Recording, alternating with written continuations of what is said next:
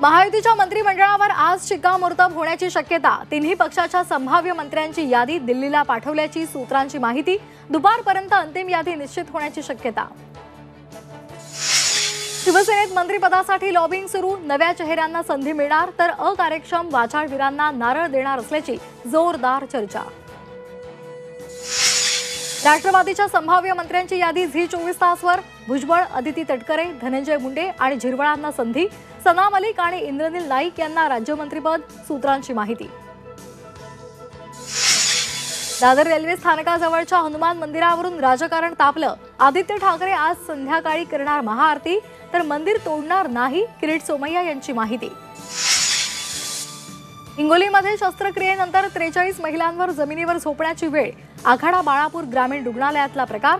आरोग्यमंत्री नसल्यामुळे नागरिकांचे हाल, राऊतांची टीका। साई भक्तांसाठी आनंदाची बातमी। साई दर्शनासाठी सशुल्क पास काढणं आणखी सोपं। नव्या दर्शन रांग संकुलामध्ये किऑस्क मशीन सुरू।